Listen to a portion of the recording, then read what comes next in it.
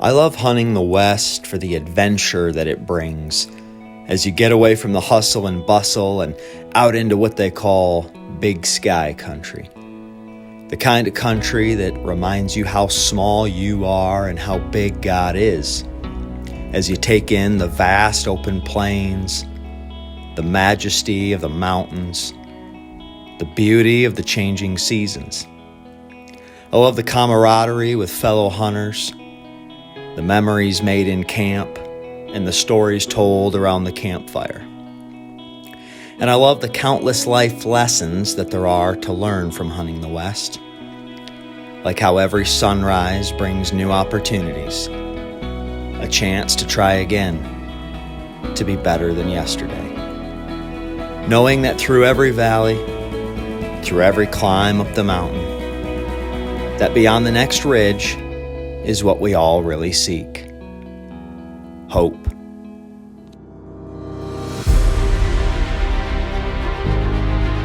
We're out here trying to make it happen. We're battling the elements. All the main roads are closed out of town, so we're trying to find little side roads to make it back out to our hunt area.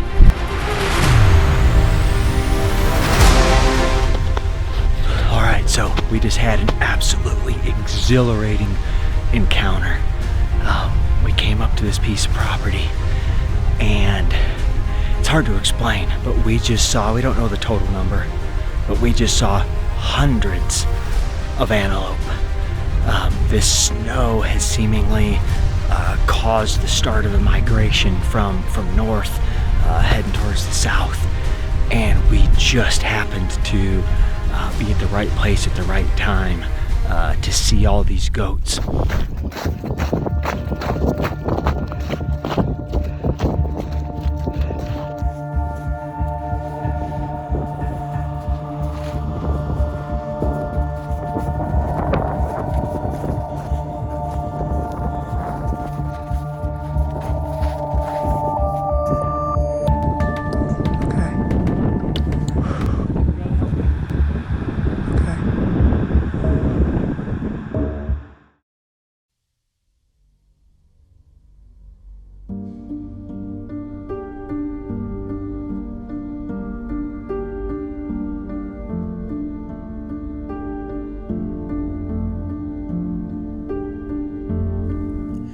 This hunt was destined from the beginning to be filled with emotion. Just 1 month earlier, we had lost our dear sister, Elizabeth, leaving us all devastated. We had considered canceling the hunt altogether, but ultimately decided that heading west in search of some peace in the midst of pain was appropriate. And she truly would have wanted us to. It was also a hunt of a couple firsts. It was the first hunt out west that Dad didn't go. He just couldn't this year. However, it was the first time that Sonny and I were both able to take our oldest sons, Carson and Cannon, along with us. So, with a truck full of gear and hearts full of hope, we headed west in search of antelope. Little did we know that it would turn out to be the hunt of a lifetime.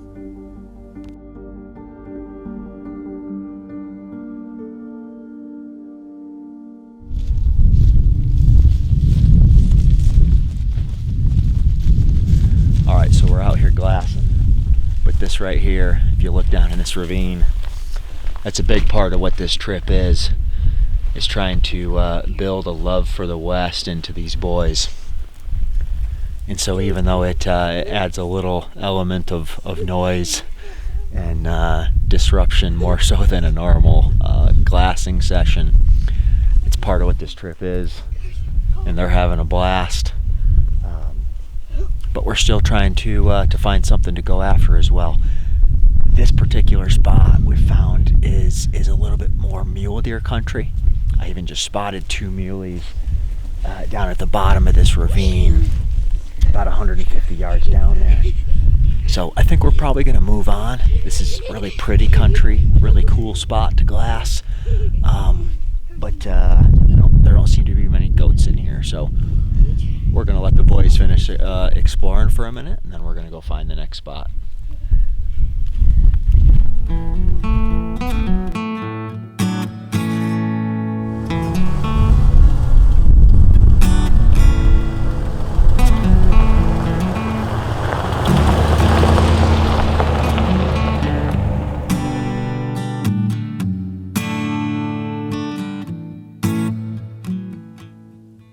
This is one of the toughest hunt areas we've ever hunted in. It was relatively easy to draw a tag, but the reason for that is because the area is predominantly private land with no hunting access, with public land being spread out across the area in relatively small sections. So while hunting, you have to be very conscious of property lines.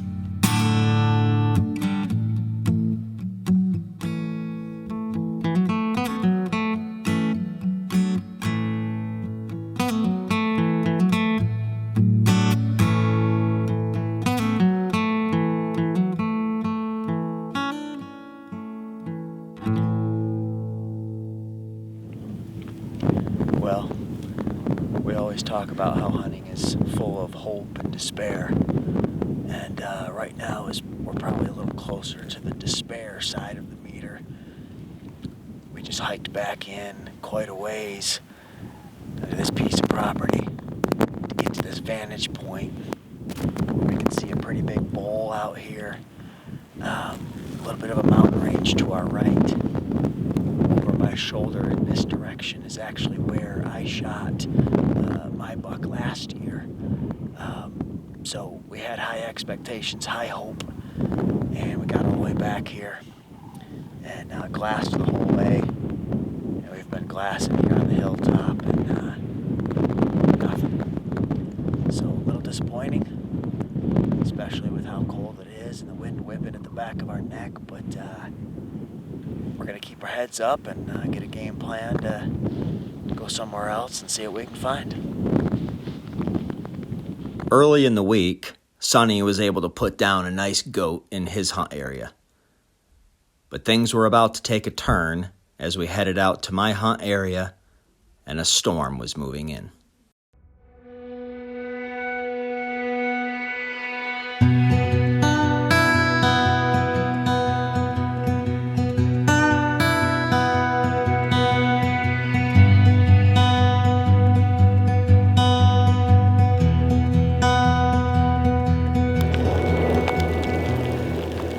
Okay, so, well, we mentioned that a cold front was coming with potential snow, and both are here. It's cold, it's snowing. There's a good 6 inches of snow out here where we are at the moment. Pretty brutal conditions, but we're fighting through it. Visibility is poor, and so we can't see that deep into property. So we're trying to drive back in a little ways, and then do some glassing. Not much luck so far, but we're going to keep fighting through it, and we're going to go find a good goat despite the weather.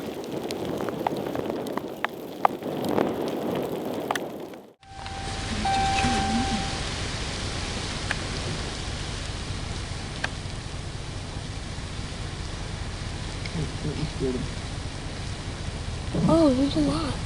Oh, wow.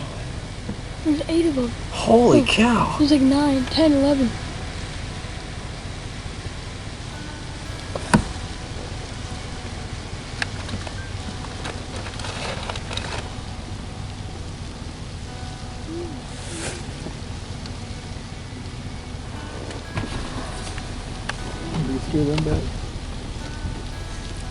He's tall. Yeah, he's bigger than I thought, but he just doesn't have much cutter. No cutter, just tall. Oh, but he's a shooter. Yeah, he is. So we're out here trying to make it happen. We're battling the elements. All the main roads are closed out of town, so we're trying to find little side roads to make it back out to our hunt area. We're stopped here at the tunnel because the wind has drifted it over. That's a huge snow drift all the way through. We were trying to figure out if we could go drift busting with the truck. It doesn't look good, so we've run into another roadblock, literally. We're gonna keep trying.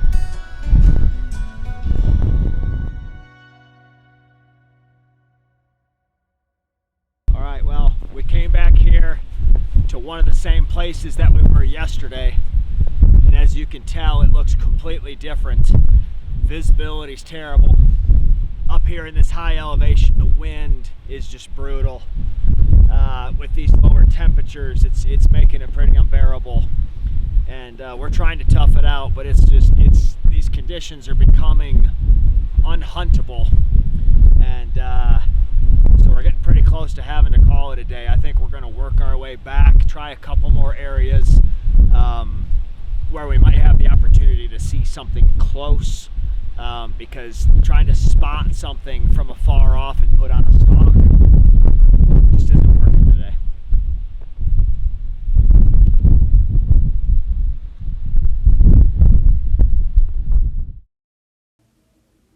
On the last day of the hunt, after a tough week of hunting, we had 2 pieces of property to check out one final time. On the way to the first spot, I prayed for a sign of hope, but I never could have imagined what we would see when we got there.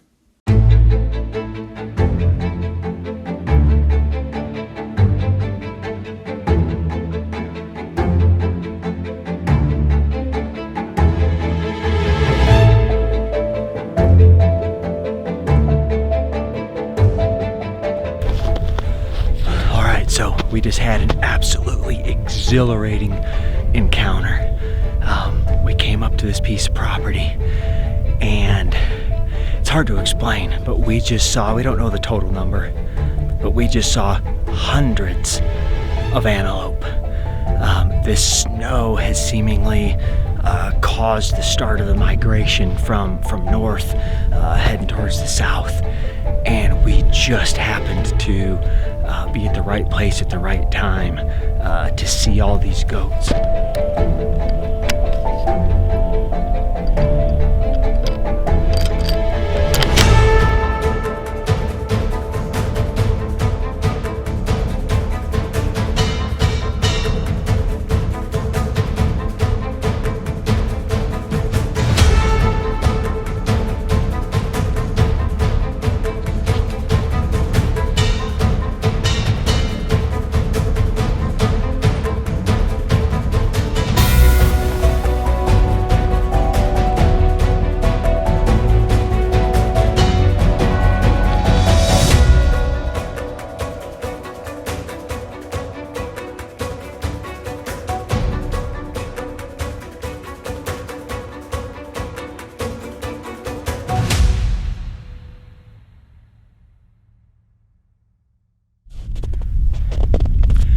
So we're backing out.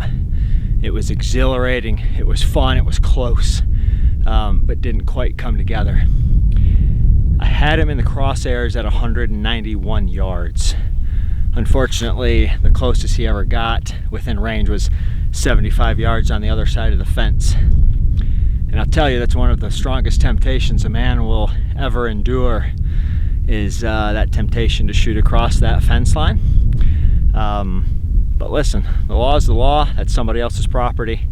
We have to respect that. And at one point, after I had him in my crosshairs, I put my head down. I said, God, I'm letting him go, but I'm asking you to bring him across this side of the fence. But he didn't see fit to do it this time, so we're gonna go up another piece of property and give it another try. All we could do was watch all those goats walk away as their migration took them deep into private property that we didn't have access to. We had just one more shot, and it was a long shot at making something happen. About 6 miles away, in the direction we saw them disappear, there was a piece of property that we had access to. We thought that maybe, just maybe, they would cross that piece of property later in the day.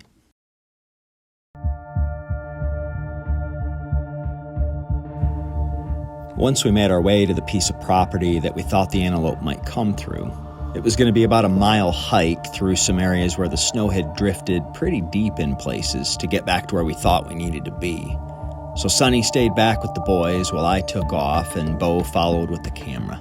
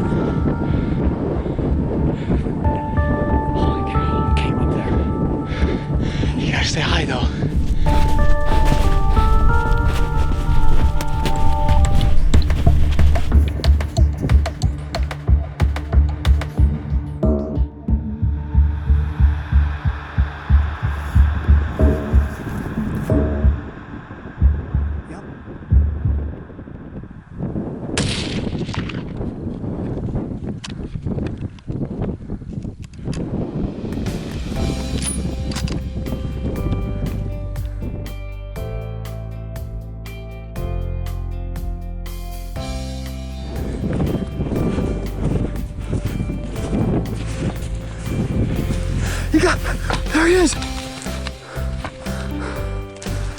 He went down. You got it.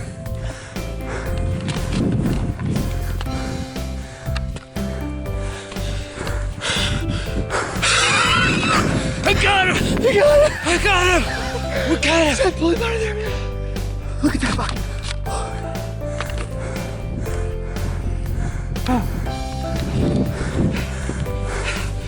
Yeah! Yes! Dude. No. I got him! No way. Yes! Yes! Seth, you got him.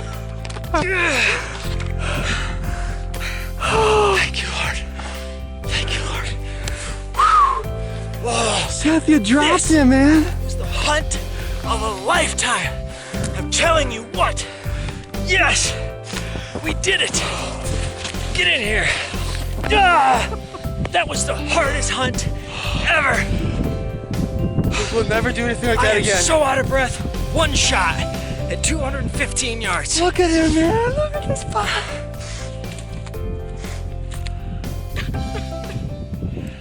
It can be difficult for a man to express his feelings at times. Okay, most times. And this was no exception. But to try to scratch the surface of what I was feeling as I dropped down in the snow in that ravine, I was overcome with a wide array of emotions. The deep pain from the loss of Liz, the absence of Dad, the bond of brotherhood, the joy of fatherhood, a sense of accomplishment, finishing strong when the challenges had seemed insurmountable, triumph in the face of trials, victory in the valley.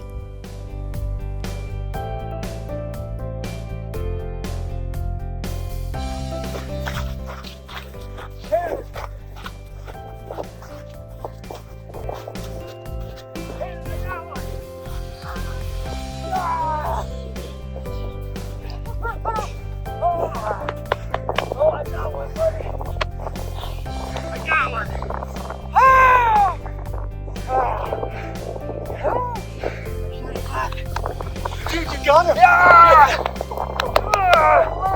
Crushed him. Dude, He's a good one. I didn't even hear you shoot. Crushed him. Yeah. Hey, Dad. Dad, you're on speaker. I just put you on speaker so the guys can hear you. When I found out, I cried. I seen that picture up, and every time the phone goes off, I said, "It's got to be a picture. It's got to be a picture." And then boom, there it is.